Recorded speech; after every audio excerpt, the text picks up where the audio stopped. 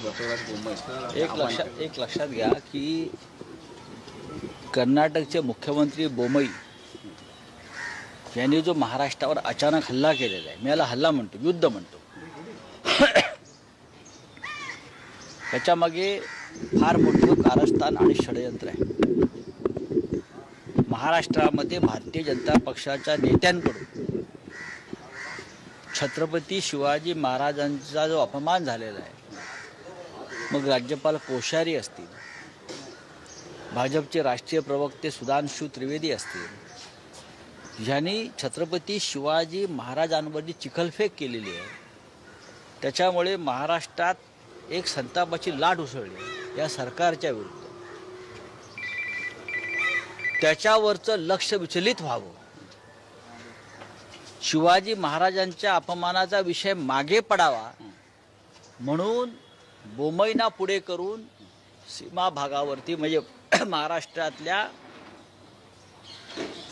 या सगळ्या सोलापूर, अक्कलकोट, जतवरती हक्क सांगण्याचा प्रयत्न आहे. म्हणजे लोकांनी दुसऱ्या विषयाकडे वळावं आणि छत्रपती शिवाजी महाराजांचा अपमान विसरावं. नाही तर भारतीय जनता पक्षाचा एक मुख्यमंत्री जिथे भाजपचं राज्य आहे त्याच्यावरती कधी असा अटॅक करताना दिसत नाही महाराष्ट्रात, देशभरामध्ये. कधी पाहिलं का तुम्ही? योगींनी गुजरातच्या मुख्यमंत्र्यावरती अटॅक केला. गुजरातच्या मुख्यमंत्र्यांनी कर्नाटकच्या भाजपच्या मुख्यमंत्र्यावरती कधी अशा प्रकारे हल्ला? असं कधीच होत नाही. तो एक शिस्तबद्ध पक्ष आहे, डिसिप्लिन पार्टी आहे. त्याच्यामुळे कर्नाटकचे भाजपचे मुख्यमंत्री महाराष्ट्राच्या भाजपच्या मुख्यमंत्री उपमुख्यमंत्र्यावरती अशा प्रकारे बोलणं हे ठरलेलं स्क्रिप्ट आहे. महाराष्ट्रातून शिवाजी महाराजांचा जो विषय चालला आहे अपमानाचा, त्याच्यापासून लोकांचं चित्त दूर करावं, विचलित करावं, संताप कमी करावा आणि ह्या विषयाकडे वळावं, यासाठी कर्नाटकच्या मुख्यमंत्र्यांना लिहून दिलेले स्क्रिप्ट आहे. महाराष्ट्राची 1 इंचही भूमी सरकार सोडून द्या, ते काय म्हणतात ते, तुमच्यात हिंमत नाही, तुम्ही दुबळे आहात. शिवसेना आहे इथे. बाळासाहेब ठाकरेंनी 3 महिने तुरुंगवास भोगला आणि शिवसेनेने 69 हुतात्मे दिले.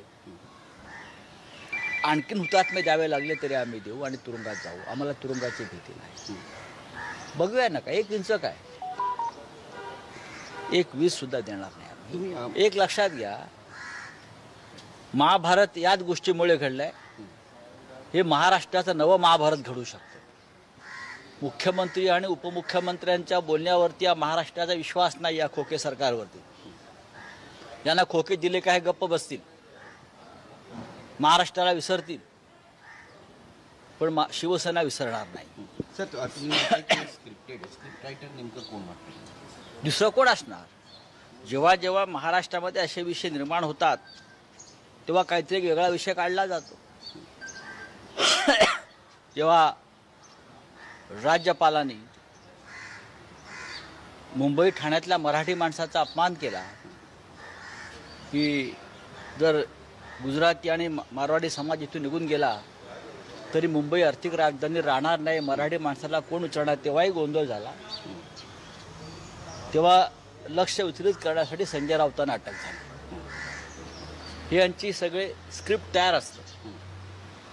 आताही तसंच आहे. छत्रपती शिवाजी महाराजांचा अपमान लोकांनी विसरावं म्हणून सीमा भागाचा विषय वेगळ्या पद्धतीने काढून महाराष्ट्रावर हक्क सांगण्यात आला. तुम्ही किती कारस्थाने केली तरी महाराष्ट्राची जनता हे सहन करणार नाही. शिवाजी महाराजांचा अपमान, त्याच्या विरुद्ध उद्धव ठाकरे साहेबांनी काल रणशिंग फुंकलेला आहे आणि सगळ्यात मोठ्या लढाईसाठी महाराष्ट्राच्या आम्ही तयार आहोत आणि ती लढाई कोणत्याही थराला जाईल. सर, हिंदी में जानना चाहिए, कर्नाटक के जो सीएम है उन्होंने वो स्क्रिप्टेड है, जो हिंदी भाषिक है, कर्नाटक भाषी जो है उन्होंने कर्नाटक में शामिल होना चाहिए. उसके महाराष्ट्र में कोई कर्नाटक भाषिक नहीं है. महाराष्ट्र में बहुत बॉर्डर के स्टेट है जहाँ लोग तेलुगु भी बोलते हैं, मराठी भी बोलते हैं, कन्नड़ भी बोलते हैं और हमारा किसी से कोई झगड़ा नहीं. हमारे लोग हैं सब. हमारा कर्नाटक से व्यक्तिगत रूप से कोई झगड़ा नहीं. ये मानवता की लड़ाई है, ये मानवता की और संस्कृति की लड़ाई है. वहाँ के लोग सालों साल से बेलगांव कारवार के लोग मराठी भाषी का महाराष्ट्र में आना चाहता है, उनके ऊपर अन्याय हुआ। ये मानवता की लड़ाई, ये कोई कर्नाटक के हमारे जो भाई है उनके साथ लड़ाई नहीं है, ना सरकार से लड़ाई है, ये न्याय की लड़ाई है। बहुत दिनों से चल रहे थे, लेकिन अभी क्यों? नहीं, इसलिए कि महाराष्ट्र में छत्रपति शिवाजी महाराज का अपमान जिस तरह से हुआ है राज्यपाल कोश्यारी जी की तरफ से, और राष्ट्रीय प्रवक्ता जो है बीजेपी के मिस्टर त्रिवेदी, सुधांशु त्रिवेदी ने जिस प्रकार की भाषा की, उससे महाराष्ट्र के लोगों के मन में एक चीड़ है, लोग सड़क पर आएंगे। उद्धव ठाकरे साहब ने तो कल बहुत बड़ी लड़ाई का ऐलान किया है महाराष्ट्र के अभिमान के लिए, तो ये ध्यान हटाने के लिए मुंबई को आगे किया है कि आप ये इशू निकालो तो महाराष्ट्र की जनता छत्रपति शिवाजी महाराज का अपमान भूलकर आपके पीछे पड़ेगी। ये स्क्रिप्टेड है सब, लेकिन ना हम शिवाजी महाराज का अपमान भूलेंगे, ना किसकी बात सुनेंगे, और ना महाराष्ट्र की एक इंच भी भूमि किसी को देंगे। और उसके लिए अगर एक लड़ाई भी लड़नी पड़ी बड़ी महाभारत जैसी, तो ये महाराष्ट्र का नया महाभारत लड़ने के लिए शिवसेना उद्धव ठाकरे जी के नेतृत्व में पूरी तरह से तैयार है। कल ऐलान किया उद्धव जी ने, और कल या परसों इस लड़ाई का बारे में, जंग के बारे में ऐलान कर देंगे। सर, राज्यपालांच्या निषेधार्थ महाराष्ट्राचा बंदचा आवाज देईल का शिवसेना? तुम्हाला उद्या कळेल त्या विषयी काय ते। सर, आपने अभी भी एलिगेशन किया था खोखे सरकार जो है, खोखे में जो है, देखिए ये खोखे सरकारी है, हर बात पर खोखे की बात करते हैं, पैसे की बात करते हैं। अगर उनको दिल्ली से और खोके आ गए तो महाराष्ट्र की ज़मीन छोड़ देंगे, वो बेच देंगे। उनको कोई महाराष्ट्र से लगाव या प्रेम नहीं है।